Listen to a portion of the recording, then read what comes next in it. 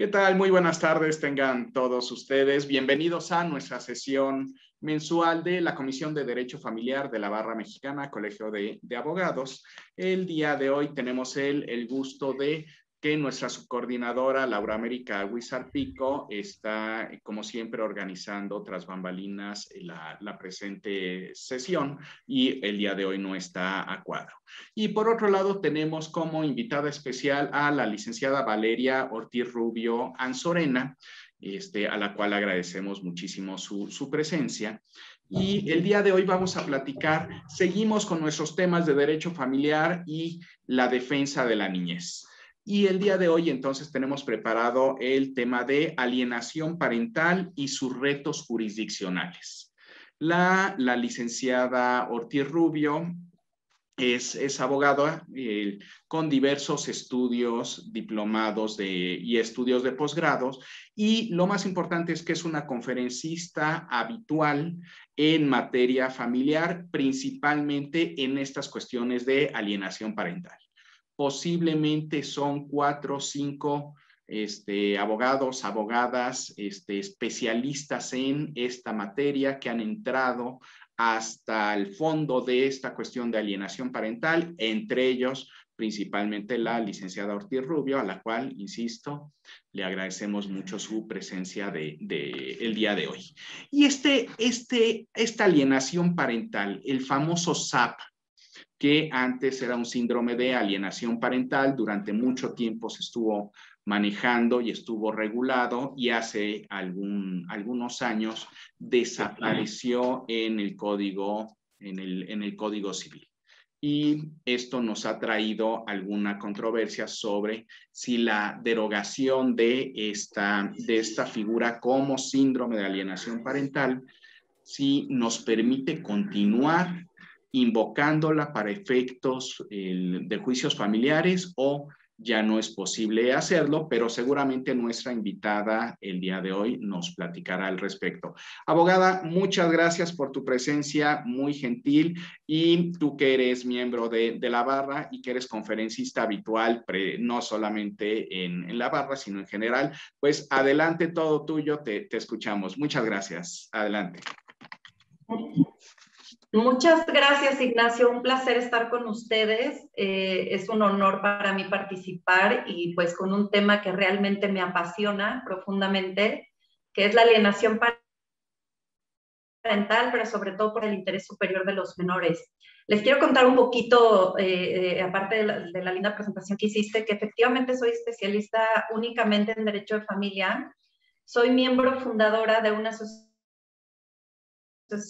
que se llama Para Ti, en la cual nos dedicamos a ayudar a padres y madres que están separados de sus hijos por precisamente este tema que tú mencionas, que es el SAP, que es una cuestión tan interesante pero tan perjudicial para todos los menores involucrados en estos procesos, lo cual me ha dado una amplia experiencia de ver cómo se genera o cuál es el impacto psicológico, emocional, tanto para los niños como para los padres, inclusive en la familia extendida, como los abuelos, los maternos, tíos, los sobrinos, que de pronto dejan de ver aquel primito o primita que estaban acostumbrados y de repente pues dejan de existir en el sistema familiar.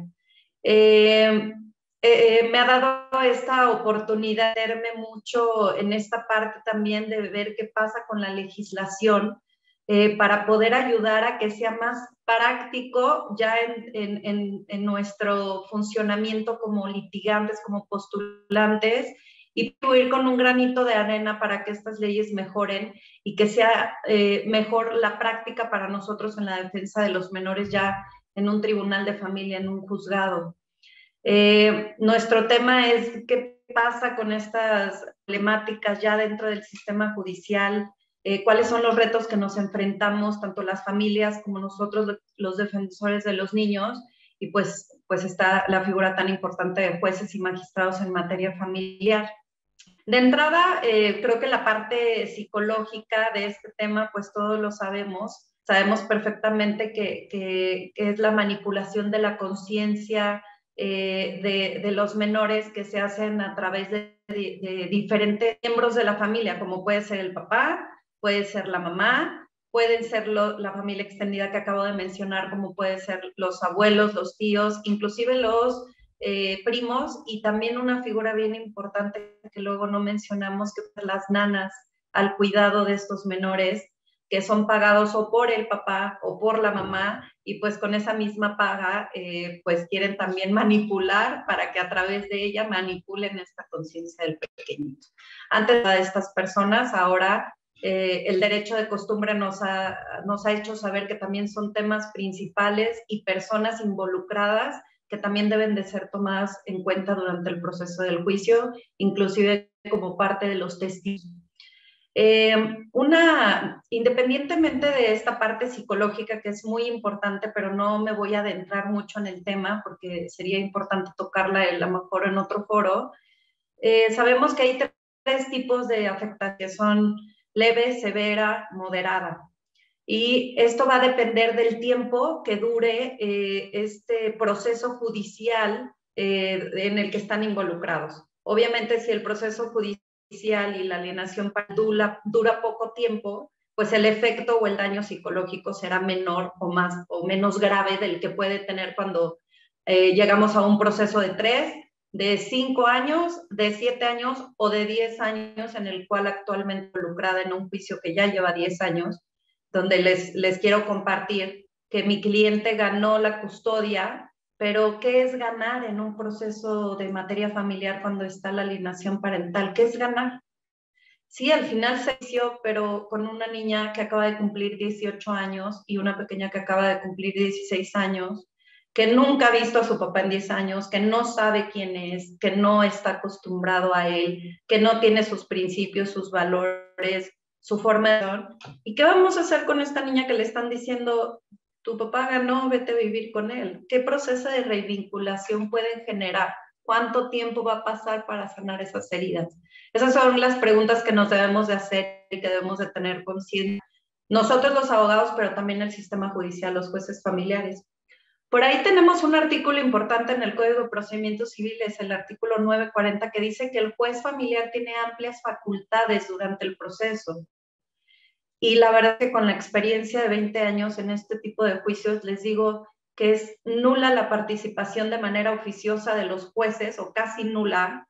Siempre trato de justificarlos, porque sé que tienen muchísimo trabajo, por cada expedientes que son ingresados anualmente son exorbitantes, y porque el personal de los juzgados familiares no es el adecuado. Necesitamos, más allá de 42 jueces familiares, necesitas amplitud de gente conociendo esto. Y bueno, pues sí me permito criticar, pero de manera propositiva para solucionar este aspecto, donde no les da tiempo a los jueces de familia de poder actuar oficiosamente, revisar el expediente, deducir hay una alienación parental y tener un foco rojo para poder atender este expediente completamente diferente al de una guardia y custodia, donde no se está hablando de manipulación. Yo siempre les aconsejo a mis clientes foro que si empiezan a tener dudas de que su hijo o que en su círculo familiar esté existiendo la alienación parental, a lo mejor la gente no sabe que ese es el título, o interferencia parental, pero muchos creen que no se da durante el procedimiento del juicio, y esto no es así. La alienación o interferencia parental puede suceder desde antes de que se rompa el vínculo matrimonial, o que se acabe el concubinato, o que se acabe la ley de sociedad en convivencias. Simplemente estar viviendo juntos, la mamá o el papá ya pueden empezar a manipular la conciencia del menor. Entonces eso es un foco rojo. ¿Qué pasa cuando ya toman la decisión de involucrarse en un procedimiento judicial? Pues el más importante es, por favor, acudan a terapia psicológica. Por favor, vayan y háganse un peritaje en psicología de manera privada, para que vean el grado de afectación que tienen los menores, o para descartar quién es el generador de violencia familiar o de esta alienación parental. Muchas veces llegan conmigo el papá o la mamá creyendo que el otro, el contrario, es el que genera la violencia familiar, y a través de este peritaje nos damos cuenta que no es así, que en realidad generando es el mismo. Entonces me ayuda un poco a generar conciencia en ellos de que algo están haciendo mal y poder empezar con terapias psicológicas a generar un ambiente más sano, aunque esté en proceso. Lo mismo traigo en mente en una propuesta hacia el sistema judicial, hacia las leyes, de que en el momento en que se ha ingresado un expediente donde exista la palabra legal o el juez con la presunción legal o el estudio del expediente pueda deducir que efectivamente puede estar sufriendo este menor alienación parental, pues que sean inmediatamente remitidos a la evaluación psicológica para el apoyo psicológico. Sé actualmente que nosotros tenemos algunas, adentro del SECOFAM y de la Dirección de Evaluación Psicológica, algunas alternativas de apoyo para los padres. Realmente lo hacen de manera potestativa, si quieren o no quieren, y yo considero necesario que en cuanto haya un desprendimiento de una presunción de alienación parental, no sea opcional el ir a terapia psicológica, sino sea de manera obligatoria, lo cual nos impediría que estos juicios fueran tan largos, el daño fuera a los menores de tanto impacto, y creo que el sistema judicial se quitaría muchos expedientes de manera más rápida, agilizarían los procesos. Otra de las cosas que me puse a analizar o que siempre he pensado es cómo es posible que pongan la fecha de una audiencia de menor con el juez 7 meses después de que está el escrito inicial y el auto admisorio. Si estamos hablando de alienación parental, que es la manipulación de la conciencia, pues juez, le vas a otorgar 7 meses más de alienación parental, de manipulación de conciencia, hasta que llegue nuestra fecha de... Si de por sí ya teníamos perdido un poquito la parte psicológica en ese menor desde que el padre se dio cuenta hasta que tomó la decisión para meter la demanda, y nos ponen la audiencia con tanta diferencia de meses, pues estamos o el Poder Judicial está propiciando o son coadyuvantes a esta interferencia parental o sistema o síndrome de alienación parental. Entonces, son muchos los factores que intervienen o que producen o que provocan esta interferencia parental. De pronto son los padres o los familiares, pero también está involucrado el juez de lo familiar o magistrados, donde ellos también, ya lo ha dicho la Corte, que son también los que provocan con las dilaciones procesales en dar audiencias tan lejanas que este síndrome de alienación sea recurrente y sea más grave. Y bueno, pues también hay que criticar también un poquito a mis colegas, o pues que hay mucha falta de ética profesional en profesión.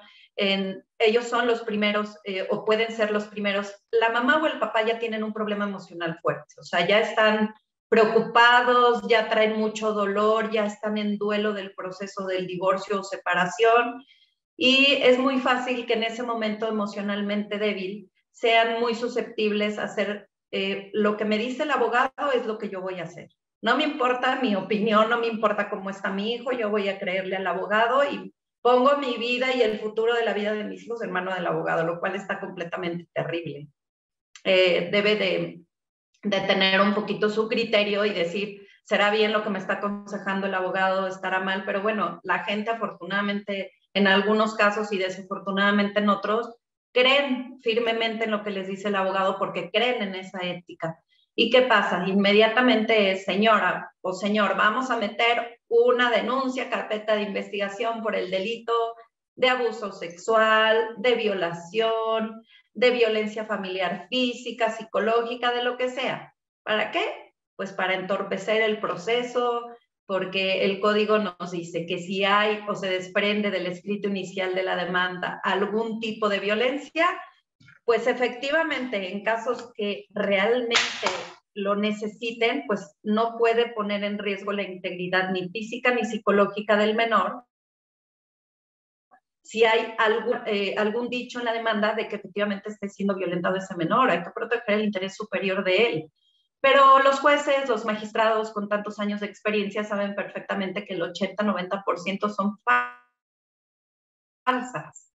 Lo único que hacen los abogados es meten la carpeta de investigación, y nunca más van ni ratifican, nunca se presentan las audiencias, no hay vinculaciones a procesos, pero estuvo la disque presunción, aunque sea bajo protesta de decir de ese delito. Entonces, pues sí es una crítica a colegas con falta de ética o que lo único que están haciendo es dilatar el proceso por estrategia jurídica de permanecer el menor con su cliente, o también, ¿por qué no?, por una estrategia personal económica de seguir generando estos recursos a favor de su despacho. Entonces, si se dan cuenta, pues hay muchos factores que entorpecen el proceso con muchas personas involucradas que contribuyen al síndrome de alienación parental. Entonces, aquí hay que ponernos a pensar y buscar propuestas para evitar que estas cuestiones se den. Por eso mencioné hace rato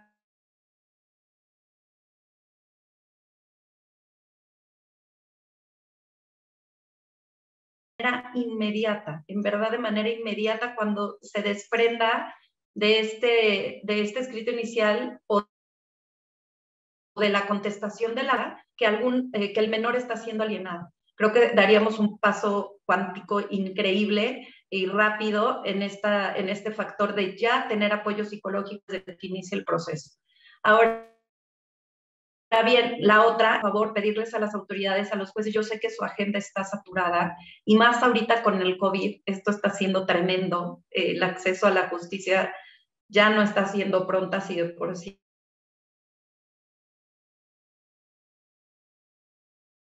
Que la situación de dilación procesal.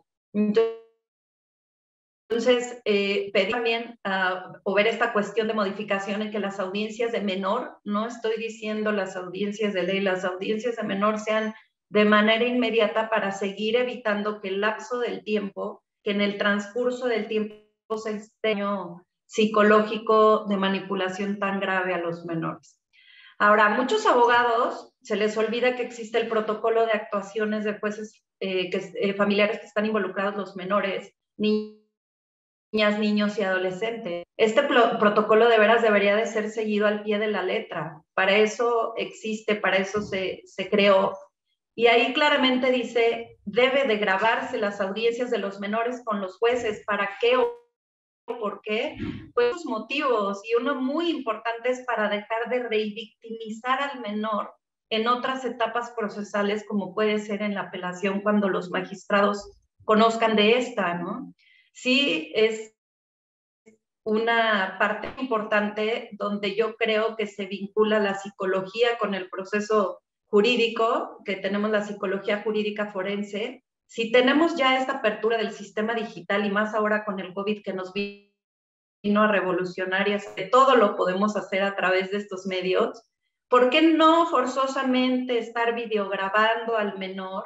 ¿Para qué? Para ver reacciones corporales, para ver reacciones dentro de lo corporal, facial, sus ojitos, movimientos de las manos, si se muerden las uñas, si está buscando y volteando a ver la aceptación del papá o la mamá o la nana o alguien. Creo que ese video, aparte de que lo vean los superiores en la sala para evitar que el pequeño vuelva a ir a una audiencia de menor con un magistrado, pueden ser remitidos también estos videos al SECOFAM, a la Dirección de Evaluación Psicológica, para que den su opinión ellos como conocedores de la materia, de qué opinan, así como en la cámara de GESEL que está en el centro de convivencias, pues ellos tienen el video y pueden opinar si creen que a través de lo que verbalizó el menor o de sus movimientos pueda presuntamente estar siendo alienado. Yo sé que la alienación parental solamente es a través del dictamen psicológico,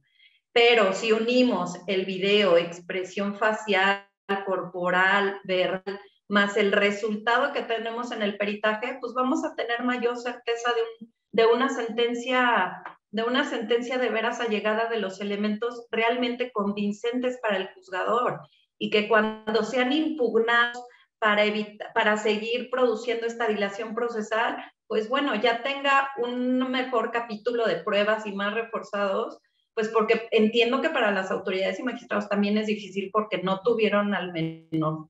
Ahora, lo que en la práctica me he dado cuenta es que el protocolo dice que los menores deberán de ser llamados antes de la audiencia para quitarle muchos temores que produce el simple hecho de estar con alguien completamente desconocido.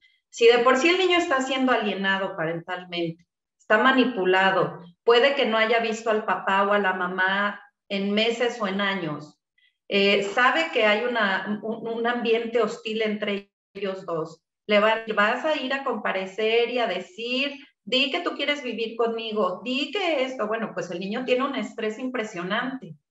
Y ahora someterlo a alguien que llega y que no lo conoce y que se siente y que le dice, empieza a hablar de esto y eso, creo que es inhumano y que se están violando los derechos fundamentales de ese menor. No es lo mismo que un día previo lo puedan llevar a conocer las instalaciones, a generar empatía con el juez, a platicar en dónde va a estar sentado, lo que va a quitar muchísima atención. De hecho, yo lo hago con mis clientes. Hay muchos que tienen una ansiedad impresionante y yo les digo, si gustan, bueno, antes de la pandemia que podían accesar mayor gente, pues si gustan acompañarme, ven cómo es un juzgado físicamente, si tengo audiencia pueden ver cómo la estoy desarrollando. En verdad el nivel de ansiedad y de estrés baja muchísimo. Si yo lo hago con los adultos, con los testigos, comunican con los menores. ¿Cómo no hacer caso a este protocolo? ¿Cómo no generar empatía? Creo que ahí está muy bonita la ley, están muy bonitos los protocolos, pero en verdad creo que nos falta mucho porque se apliquen verdaderamente pro de ese interés superior de los menores, ¿no? Generar un poquito, platicábamos antes del Zoom, de generar un poquito o mucho de sensibilidad en estos procesos.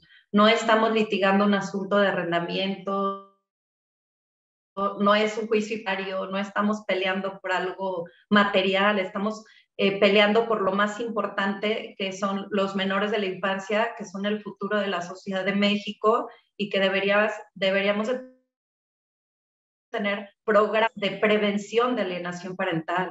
Deberíamos de tener programas preventivos y no estar buscando las soluciones a algo que ya fue evidente o que ya está siendo materializado por la sociedad en México. Hay muchos que podríamos hacer de manera preventiva porque mucha gente ni siquiera sabe que está viviendo eso. No, se cree que es normal, dependiendo del estatus social, de la comunicación que tengan o la acceso a los medios, ni siquiera saben que eso se llama violencia familiar. De pronto es como muy preocupante el cambio en las leyes de si existe en el Código Civil el síndrome de alienación parental. No le podemos poner el síndrome porque es una cuestión científica. Yo le digo, en verdad, no se preocupen por eso. Al fin y al cabo se llama violencia familiar aquí y en otros países, y la violencia familiar es la que tenemos que atacar desde el punto de vista psicológico, y no hay que ponerle, para mí el título es tan irrelevante como siempre lo menciono y pongo entre paréntesis violencia familiar. Si tú, juzgador, no me quieres hacer caso porque no le podemos llamar en otras entidades federativas, sí, sí existe como tal síndrome de alienación parental, pero aquí no. No te preocupes, nos vamos por la violencia familiar, pero siempre escribo para que sea un poquito, un punto o un foco rojo en esta situación que hablar. Entonces, pues creo, Ignacio, que seguramente tú apoyarás esto, pues que somos muchas personas las que están involucradas en estos procesos, que podemos hacer muchas cosas para evitar que esto se siga dando, ¿no? Evitar el, por supuesto, hacer de que puede existir la sustracción de menores, por ejemplo, que es muy habitual, cambian de residencia de la Ciudad de México, un ejemplo, a Tijuana, con el objetivo de generar la alienación parental. Pero antes, pues como no había salido del territorio mexicano, pues no había sustracción, solo la internacional. Sí, pero el hecho de que te lo lleves a Tijuana y la persona no tenga recursos económicos, pues ya es como habértelo llevado a otro país o llevártelo a otro continente. La capacidad económica impide el poderse desplazar a ver a su hijo, ¿no? Entonces, hay muchos aristas, hay muchas áreas de oportunidad que podemos atender, como esta parte legislativa que se modificó favorablemente. Bueno, si se va a lo mejor a Toluca, no importa, Cuernavaca, pero bueno, si vamos a hablar de Chihuahua, vamos a hablar de Chiapas, vamos, bueno, pues que también se ha penado, ¿no? No se puede cambiar al menor de residencia sin la aprobación de quienes ejercen la patria potestad. ¿Y quién la ejerce? Pues el papá y la mamá. Y ellos, las madres sobre todo, y lo hablo desde la raíz del conocimiento psicológico, cosifican a sus hijos porque creen que como nacieron de su cuerpo, son propiedad de ellas nada más, cuando sin la participación del hombre no hubieran podido procrear. Entonces, se les olvida que todos los derechos y obligaciones son tanto de la madre como del padre, y no puede deliberar o él deliberadamente cambiar de Estado de la República Mexicana, y entonces ahí vienen los conflictos de competencias territoriales antes de que el menor tenga fijado un domicilio por 6 meses. ¿A dónde llevó el...? Luego abogados que no saben lo llevan en la Ciudad de México, pero también lo llevan en Tijuana, y entonces ahí va pasando el tiempo mientras las autoridades deciden dónde es la competencia territorial y se sigue generando la alienación parental. Y pues ya cuando llegamos a una audiencia de menor de 2 años, pues el menor en verdad ya está sumamente alienado y ya va a ser un proceso bien complicado para que acudan al centro de convivencias familiares, un área súper importante que estamos teniendo con la directora Mariana Ortiz, de pronto muchas áreas de mejoría, hablando de áreas verdes muy grandes para llevar estas convivencias en Chapultepec, ya no limita una estructura física que de pronto es muy hostil para los niños. La verdad es que veo grandes avances, pero creo que necesitamos más fuerza para estos grandes movimientos o modificaciones que nosotros como abogados proponerlos a través de esta gran barra que tenemos, de proponer estos grandes cambios para ayudar a los menores, porque es terrible lo que está pasando. Recordarán el caso muy sonado que lo hemos estudiado aquí, ¿no?, de Mireya, el caso de San Jerónimo, donde ahí el gran problema fue los peritajes en psicología. Fueron diversos peritajes en psicología por parte de la Procuraduría, por parte del DIF, por parte del INCIFO, por parte de SECOFAM, donde al final habían peritajes en psicología contradictorios. Y no debemos de olvidar que la psicología no es una ciencia exacta. Entonces pueden hacer peritaje en psicología un día y salir normal, y un mal día esa misma persona sale alterado del peritaje. Entonces, ¿qué hacer? En verdad, ponemos, o los jueces de lo familiar determinan una custodia a través de un peritaje, ser muy cambiable, muy modificable, y al final lo que produjo ya una mamá con un grado de afectación, con un gran grado de enfermedad manipulando a sus menores, pues realmente decide que lo mejor es quitarse la vida junto con sus hijos. Eso no lo podemos permitir. Eso es un gran error por parte de trabajadores, de abogados, del sistema mismo judicial. Entonces debe de ser un parteaguas para modificarse muchas cosas y generar conciencia en los abogados para realmente actuar con gran ética, pensando en el interés superior de los menores. Yo siempre digo que mis clientes son los niños y que haré todo porque se haga justicia en pro de ellos.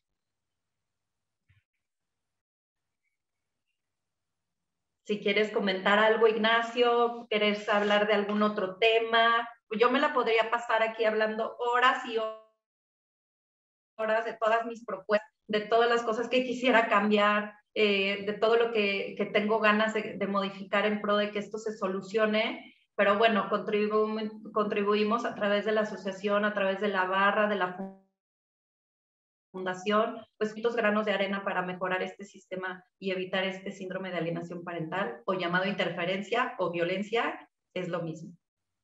Ya, muy bien. Oye, Valeria, el SECOFAM, el Centro de Convivencia Familiar, entonces, ¿sí estás viendo tú que es un medio efectivo? Digo, olvidémonos ahorita de época COVID, porque pues en el mejor de los casos, en ocasiones están haciendo la convivencia vía Zoom. Pero cuando está haciendo y supongo que en los próximos meses ya regresaremos a un sistema presencial. lo que es el centro de convivencia familiar, ¿sí está siendo un medio efectivo para lograr la revinculación de los niños con sus progenitores? Qué buena pregunta, Ignacio, súper interesante. Y por supuesto, contestándola antes de la pandemia. Ahorita no funcionan ni las videollamadas, ni... No. Ahorita estamos como muy mal en ese aspecto.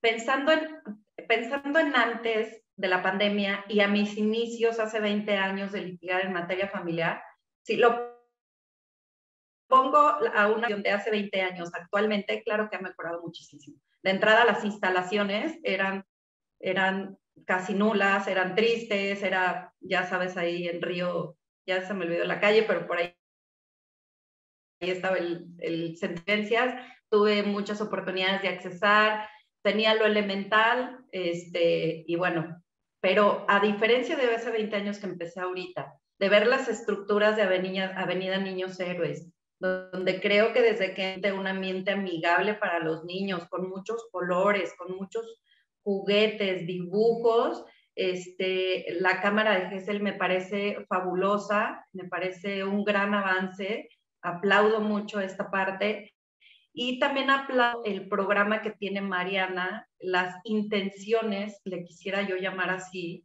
que tienen Mariana, que tienen Aline, de un programa que en verdad cuando lo escucho y lo leo digo, claro, lamentablemente lo mismo que las leyes, siento yo que es lo que perjudica, porque no hay una manera coercitiva o no obliga o no pena la inasistencia de los padres. Lo dejan a potestad del juez de lo familiar, si quiere las 10 sesiones a partir de esta fecha de cómo mejorar los recursos paternales o maternales en la crianza de los menores. No acudió después de las 10 sesiones, imagínate cuánto tiempo tarda para que giren el oficio y decir, es que no acudió. Entonces, juez, mándele una pena. Bueno, pues tantos días de salario. Pues las personas que tienen los recursos económicos y que no les importa, pues van a seguir pagando sus multas y sus multas y sus multas y ya pasaron meses y meses y pues no, ahí es donde que creo que es un buen proyecto el que tienen, pero que si no va de la mano de una buena ley, pues por más de que el juez quiera y el SECOFAM tenga grandes proyectos, mientras no se modifique la ley, pues va a seguir siendo una parte no productiva o no funcional.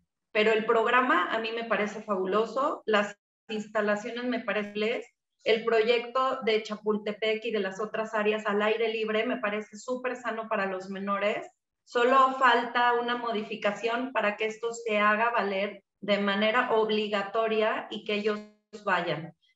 Ahora con la mediación familiar, pues lamentablemente tenemos un gran proyecto de conciencia, de evitarse pagos honorarios a abogados, procesos emocionalmente difíciles, pero pues la gente no está concientizada a que la mediación familiar es un gran avance, un gran proyecto, una gran cosa que el gobierno les ayuda y simplemente lo que hacen es me voy a juicio. Entonces creo que es un poquito de falta de sensibilidad de los ciudadanos y que no hay una ley efectiva, que se necesita modificar, necesita haber reformas para que las cumplan. Pero el proyecto a mí en lo personal se me hace un gran proyecto por parte de SECOFAM. Ya. Sí, que de hecho en la materia de mediación todavía tenemos grandes retos. Comenzó con un impulso tremendo en el Centro de Justicia Alternativa junto con los mediadores privados. Últimamente ha quedado un poquito, hombre, si no abandonado, sí estamos últimamente rezagados.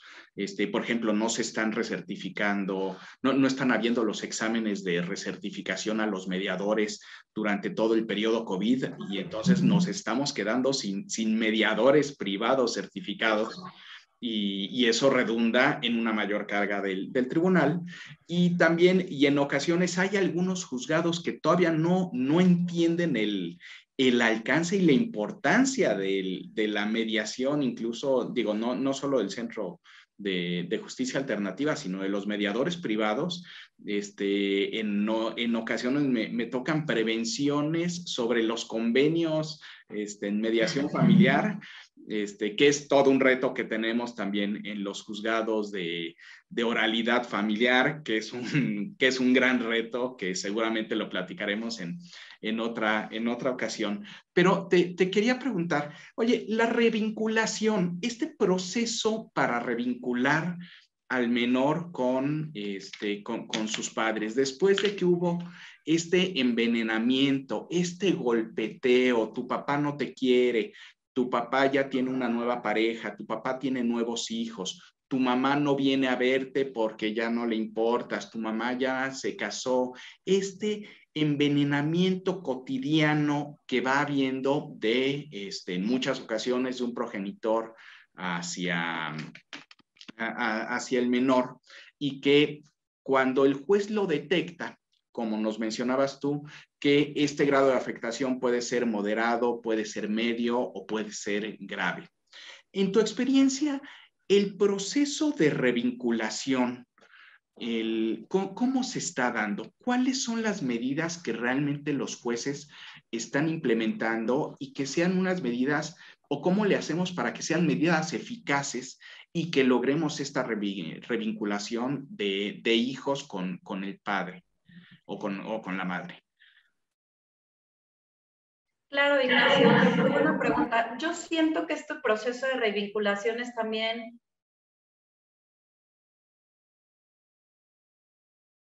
que fuera algo ni siquiera con sentencias, ¿no? Ahora que ya están habiendo sentencias de modificaciones de custodia en virtud de haber ejercido alienación parental, entonces ya estamos hablando de esta nueva modalidad tan atinada de... Anteriormente las sentencias decían cambio de guardia y custodia y se ejecuta la sentencia y tiene 5 días para entregar al menor.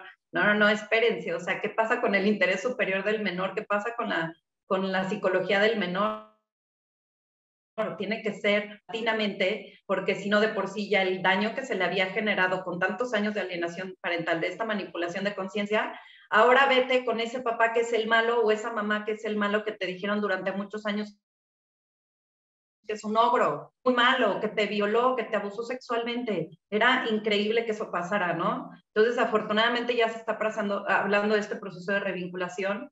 Es también un protocolo por parte de la Dirección de Evaluación Psicológica del CECOFAM, donde la menor o el menor o los hermanos, en caso de que sean varios, tienen que acudir previamente a que se ejecute esa sentencia un periodo determinado de sesiones a esta área en específico, a empezar a enseñarles que ese papá o esa mamá no era como se la habían pintado, ¿no? Entonces, hay un número determinado de sesiones, son 10. A mí me parece que no podría determinarse de manera igualitaria para todos, ya que como hay 3 niveles de alienación parental o de afectación en la alienación parental, pues si es leve, a lo mejor 10 está bien, pero ¿qué tal que es severa?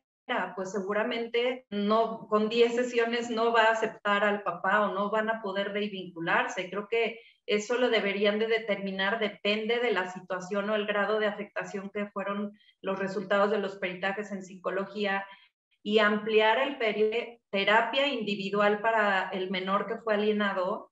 Evidentemente, también a los padres involucrados, uno, para que el que generó la alienación parental deje de ejercerla, porque puede ser que aunque le cambien la guardia y la custodia en los breves, y no puede ser, perdón, en la actualidad lo he visto con clientes míos, pues ya le quitaron la custodia y en verdad el papá o la mamá no generaron conciencia, y en los pocos días que les dan de régimen de visita siguen generando el síndrome de alienación parental.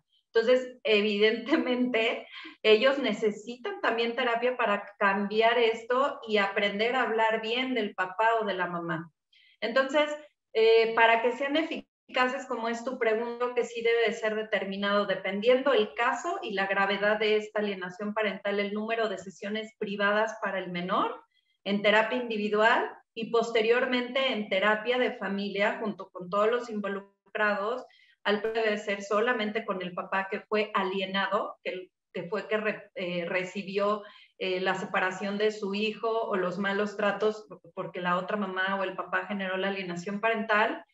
Y pues sí debe de ser de grado pues las convivencias dentro del centro de convivencias familiares para que el trabajador social que esté asignado a la supervisión del mismo esté anotando qué tanto está haciendo la resistencia del menor a convivir con el padre alienado, y en esos criterios o lo que van anotando seguir reforzando esas terapias hasta que se pueda llegar a que el régimen de visita sea entrega-recepción por periodos de lapsos de meses. Podemos hablar 3 meses de una convivencia o 4 meses dentro del centro de convivencias familiar, y posteriormente aperturarse un día solos, irse y entrega-recepción hasta que se pueda liberar la situación de, pues ahora te vas un periodo de vacaciones y ya que estuviste en periodo de vacaciones, ahora sí, hasta dentro de 8 meses, te hace la ejecución del convenio y te entregan ya con el otro padre custodio. Creo que eso sería lo que psicológicamente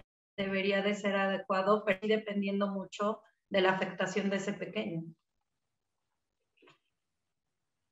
Oye, y el padre, o bueno, el progenitor alienador, ese que estuvo envenenando todo el tiempo, que solo pensó en sí mismo, y que claro, normalmente está convencido de que tiene la razón. Vaya, Gracias. En forma dolosa no, no es usual que esté envenenando al hijo con conciencia de que le genera un daño. Normalmente está convencido de que tiene la razón. Este progenitor o progenitora alienador, manipulador, ¿qué sanciones está viendo? Sobre todo en un daño severo. Si fuera solamente el comenzar a hablar mal del otro progenitor, bueno, como puede resolverse en una forma más sencilla, pues el daño no es tanto, pero en un daño severo, en donde hay, por ejemplo, este rechazo total en los primeros meses del hijo hacia el progenitor, ¿qué sanciones debería de haber o qué sanciones están aplicando a este progenitor, progenitora alienador? Claro que sí, súper buena pregunta, Ignacio. De lo que yo me he dado cuenta cuando han sido casos severos o medianos tendientes a una alienación parental severa, evidentemente es el cambio de guardia y custodia a favor del papá que fue alienado y pérdida de la patria potestad o suspensión de la patria potestad, dependiendo de... evidentemente, dependiendo de la situación, si esta persona o el papá alienador empezó inmediatamente, yo les sugiero, cuando me he dado cuenta que han sido mis clientes los que han alienado, porque muchas veces te mienten, te das cuenta durante el proceso que no era como te decían. Yo luego les digo que se metan a estas terapias psicológicas, de preferencia en el sistema del sector salud, para que sea mejor acreditable que están en rehabilitación. He tenido sentencias donde claramente se establece que en los resolutivos que de no estar acreditadas las terapias psicológicas que tomó el padre que generó la alienación parental, no va a haber un régimen de visitas con el que fue alienado. Y creo que es muy sano para evitar lo que comenté hace ratito. En los pocos o muchos días que tengan de régimen de visita, en vez de tener una sana convivencia, van a seguir hablando de esa alienación parental, pues entonces no lo vas a ver. Pero también ahí es bien porque cuál va a ser ahora el impacto psicológico del impedimento de ver al otro papá que le va a faltar. Entonces, las cuestiones jurídicas que he visto es cambio de guardia y custodia, pérdida de la patria potestad o suspensión de la patria potestad en materia, y en materia penal, pues bueno, cuando hay vinculación a proceso, pues evidentemente tienen que pagar económicamente como resarcir los daños, hacen el equivalente a las costas por terapia psicológica que he visto, ¿no? 26,000 pesos lo que les va a llevar de pagar terapias psicológicas para el papá alienado o la mamá más los hijos. Ese es el grado de situaciones que he visto que son condenatorias para el que ejerció esa alienación parental. Muy bien. Oye, y entonces los jueces tienen un gran reto el Centro de Convivencia Familiar también tiene un gran reto en esta materia. Tenemos que profundizar muchísimo todavía en hacer palpable este interés superior del menor que está plasmado en todos los ordenamientos legales, se utiliza en todas las resoluciones, pero necesitamos una aplicación efectiva en el día a día, en cada audiencia, en cada acuerdo, en cada resolución de los jueces. Y posiblemente ese sea el gran reto que tenemos, que no solo esté en la retórica, sino que esté en cuestiones prácticas aterrizado a la realidad. Oye, pues, así es, Ignacio, de nada nos sirve tener unas leyes muy bonitas que nos generan muchas posibilidades cuando en la práctica no lo vemos. Estoy totalmente de acuerdo contigo. Necesitamos que en la práctica sean efectivas. Muy bien. Oye, pues Valeria, nos dejas muchos puntos de reflexión. Esta tarea que le corresponde a los jueces, la tarea y los proyectos del Centro de Convivencia Familiar, nos dejas grandes pendientes a los abogados que tenemos que velar mucho más por por cuidar a los menores y cuidarlos en la práctica, y también pues a los padres y a las madres sobre que deben de tener muy focalizado este envenenamiento, este hablar mal del otro progenitor. A los hijos este envenenamiento les termina generando un daño necesariamente. En ocasiones se mostrará de inmediato, en ocasiones pasará en un tiempo, se revelará en la adolescencia o al cabo de algunos años, pero sin duda, pues este daño está presente. Y pues nos dejas puntos muy importantes para analizar, y seguramente que lo revisaremos en otra de las sesiones. Y pues, licenciada Valeria Ortiz Rubio Anzorena, te agradecemos mucho esta plática. A nombre de la Comisión de Derecho Familiar de la Barra Mexicana Colegio de Abogados, te extendemos nuestro agradecimiento,